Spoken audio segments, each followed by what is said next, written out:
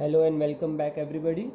Today we'll be looking into one dimensional problems. So in that we'll start with the step bar related problems. So let's see the question. Analyze the step bar given below. This is the diagram which is given. Capital E value is 200 into 10 raised to 3 Newton per millimeter square. Now first thing is what are the data that is given. So this is the cross section which is given or the bar which is given here. Now first thing that we have to do is we have to divide the domain into number of elements, that is called as discretization. Now as you can see, I have divided the domain into 3 elements. Now on what basis we can divide the domain into elements? That is what is the most important thing here. So there are certain rules for discretization. For example, if there is a change in cross section in the domain, at that point we can give nodes. For example, here this cross section has 40 millimeter and this cross section has 50 millimeter diameter. So there is a change in cross section at this point, so I can give one node here. Similarly, if there is a change in property, for example, E value of material is different even though the cross section remains same, so at that point we can give the nodes.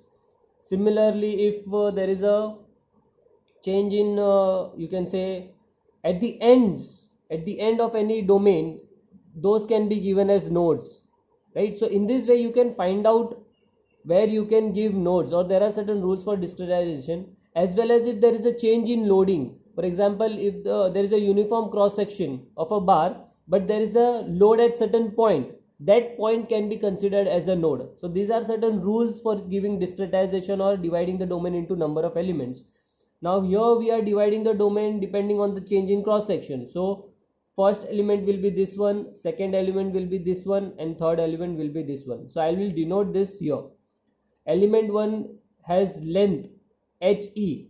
H is nothing but the length of an element, so HE will be 200 mm and the diameter for element 1 will be 40. HE for element 2 is 500 mm and diameter is 15 mm. Then HE for element 3 is 200 mm and diameter 30 mm. So this is, in this way we will denote this diagram. So 1, 2, 3, 4 are the nodes, 1, 2 and 3 are the elements here. Now for element 1, as we know element 1 HE is 200 mm and diameter is 40 mm. So we'll find out the area for that. Since it is given bar, that means it's a circular cross section. So area will be what? Pi by 4 d1 square. D1 is 40, so we'll put here, so pi by 4 40 square, so we'll get the answer as 1256.64 millimeter square. Now we know we should find out one term that is required for element matrix equation EME, that is AE upon HE. So we'll find out for that. So AE upon HE for element 1 will be what? Area value 1256.64. E is nothing but 2 into 10 raised to 5 Newton per millimeter square, which is given, and HE value is 200. So we'll get the answer as 1256.64 into 10 raised to 3 Newton per millimeter. This you can find out by putting the units of in this formula. For example, area unit is millimeter square, E unit is Newton per millimeter square, and HE is millimeter. So when we cancel out each other, we'll get Newton per millimeter. For element 2, we'll do the same thing, that is HE is equals to 500 millimeter and D2 is 15 millimeter, which is given. So I will find out A2, that is area, pi by 4 D2 square. So we'll get answer as 176.7 millimeter square. Similarly, we'll find out AE upon HE for element 2, that is 176.7, 2 into 10 raised to 5, that is E value, and HE value is 500. So we'll get 70.68 into 10 raised to 3 Newton per millimeter. Next, we'll find out for element 3. Element 3 HE is equals to 200 millimeter, diameter is 30 millimeter, which is given. So we'll find out the area, that is pi by 4 d3 square. So we'll get 706.86 millimeter square. And AE upon HE for element 3 is nothing but 706.86 into 2 into 10 raised to 5 divided by 200. So we'll get 706.86 into 10 raised to 3 Newton per millimeter. See, remember one thing, we have kept everything in terms of 10 raised to 3. This will be useful afterwards. That's why we have kept like this. Now, the element matrix equation for any element. Now, we have to remember this equation for the bar, that is EA upon HE, matrices 1, minus 1, minus 1, 1, bracket U1E, U2E is equals to P1E, P2E. So, this is nothing but the element matrix equation for any element of a bar. Now we'll find out EME, that is element matrix equation, for each element. So for EME for element 1 will be what? So that means what? EA upon HE we have already find out for element 1, that is this one. So we'll put directly this here. This bracket, that is 1 minus 1 minus 1 1 as it is, and this will become U1 1 and U2 1. Here E means what? That is element number. So we are talking about element 1. So here it will come 1 1. Similarly P1 1 and P2 1, because E is nothing but element number. Here it is 1. So this is what element matrix equation for 1. One more thing or one more step that we have to do is what? We will put this 1256.64 inside this matrices and we'll keep 10 raised to 3 outside. Right? We can do that, or we can keep as it is like here. Next we'll find out for EME for element 2. That is given by, we'll put this here. So that is EA upon HE for element 2 is nothing but 70.68. So we'll put it here, 70.68 into 10 raised to 3. This bracket 1 minus 1 minus 1 1 as it is. This will become U1 2 and U2 2. Here instead of E we have to put 2, because we are talking about element 2. Similarly P1 P2 E is what? P1 2 and P2 raised to 2. So this is what element matrix equation for equation 2. Next one is for element matrix equation for equation 3. So it will be what? 706.86. This is into 10 raised to 3. This is EA upon HE value. So we'll put that EA upon HE value here. 1 minus 1 minus 1 1. U1 raised to 3. U2 raised to 3. So again instead of E we'll put 3, because we are talking about element 3. P1 raised to 3 and P2 raised to 3. So we have got 3 equation, 1, 2 and 3, that is element matrix equation. In all these 3 equation, we'll keep this 10 raised to 3 outside and we'll put 1256.64 inside this bracket, 70.68 inside this bracket and 706.86 inside this bracket. Now we have to form global matrix equation. Now global matrix equation, for that you have to assemble this 1, 2 and 3 equation and form global matrix equation. So first thing you should know is what is the order of global matrix equation. Your global matrix equation order depends on the number of nodes in your domain. So total number of nodes in this domain is what? 1, 2, 3 and 4. That means the order of your matrix will be what? 4 by 4 order. Next thing is how to make that, right? So this is what is the assemble. So first thing is what you do is you write this as, since it's a 4 by 4 matrix, right? So we'll write here 1, 2, 3, 4, 1, 2, 3, 4. Now we have to just see that the spaces we have to fill, right? For example, if I'm talking about this term, this is nothing but first column and first row, or you can say node also, it's up to you. So first 1 and 1 space. If I'm talking about this term, this is nothing but 1 and 2, that is first column and second term. Similarly, if I'm talking about this one, so this is 1 and 3. So we have to just see the spacing number and then we have to put the values. Now in equation 1, 2 and 3. Now equation 1 is made up of node, this element 1, or equation 1 is made up of element 1 is made up of node 1 and 2. So we'll mark here 1, 2, 1, 2. Element 2 is made up of 2 nodes, that is 2 and 3. That's why here 2 and 3, 2 and 3. Element 3 is made up of node 3 and 4. That's why it is 3, 4, 3, 4. Now we have to just see the spaces. For example, here it is given as 1 and 1, right? So that space is given in equation 1. This is 1. For example, 1 here, 1 here. So this term is nothing but 1, 1. Similarly, this term is nothing but what? 1 and 2. So this is minus 1. This term is what? 2 and 1. And this term is what? 2 and 2. Similarly, this term is what? 2 and 2. This term is what? 2 and 3. This term is 3 and 2. This term is 3, 3. Similarly, you will get all the terms here, right? And we will put, whenever there is a term, repetition of the term happens for the spaces. For example, this term is nothing but 2 and 2. Similarly is there in equation 2, that is 2 and 2 is also here in this equation. So we will add this term when we are writing that time. So it will be this plus this. Similarly, another term will be this 3 and 3 will be, and this one, right? So in this way you will write those terms, right? So in this way you will create this GME, that is global matrix equation. Now we have created this matrices. Now this is called as primary variable matrix and this is called as secondary variable matrix. So since there are 4 nodes, there will be 4 primary variable and 4 secondary variable, that will be U1, U2, U3 and U4. So in this way we will create global matrix equation. Now there is another way also doing it for a faster way. For example, you can see that what I have done is like this term and this term will remain as it is in global matrix equation. So I have written directly 1256.64 minus 1256.64 and minus 1256.64. Next one is this term will get added to this term. You can remember this as a trick. So this diagonal elements are normally added. So you have to add this one and this term. So that is what is kept here, right? And again this term and this term we have written as it is. That is 70.68, 70.68 I have written as it is.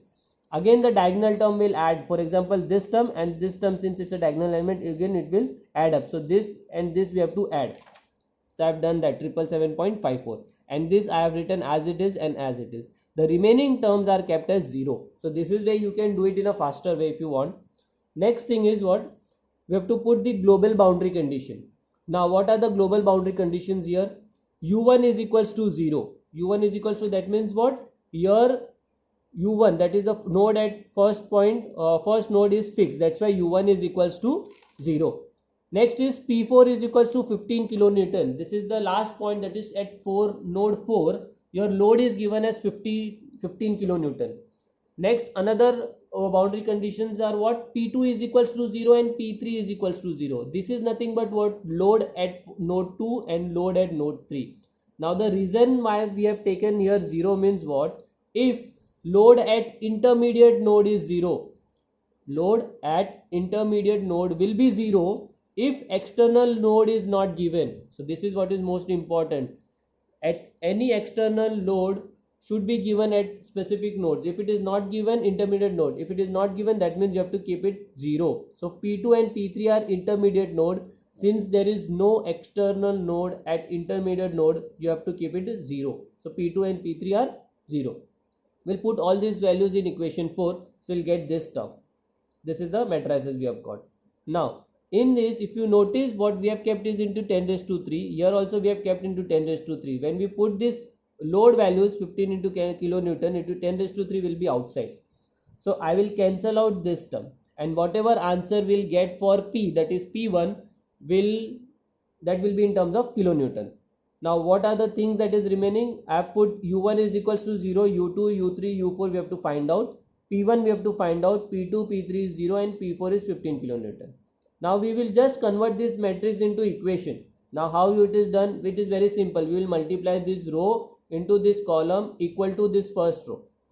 Right. So 1256.64 into 0, that will be gone, minus 1256.64 into U2 plus 0 into U3 plus 0 into U4 equal to P1. So this is where you will get first equation.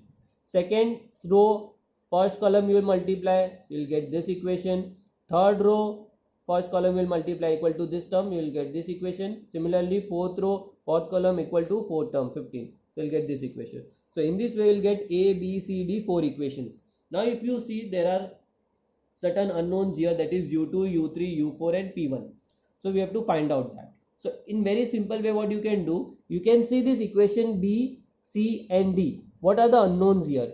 U2, U3 and U4.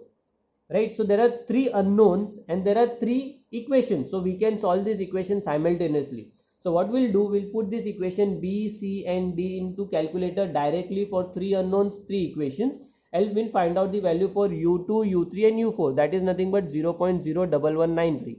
U3 will be 0.224 and U4 is equal to 0.245. So in this way you have found out what? U2, U3, U4. This is nothing but the nodal displacement values, right, at node 2, 3 and 4. Now you have to find out P1.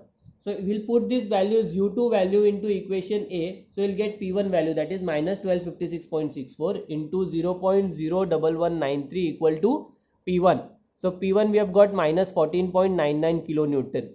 Now we have to see that we have what answer we have got, that is this one, minus 14.99. Is it right or not? So that we can do by a simple formula or assumption, that is summation Px should be equal to 0. That means what? Any forces in the horizontal direction, the summation of that forces should be 0.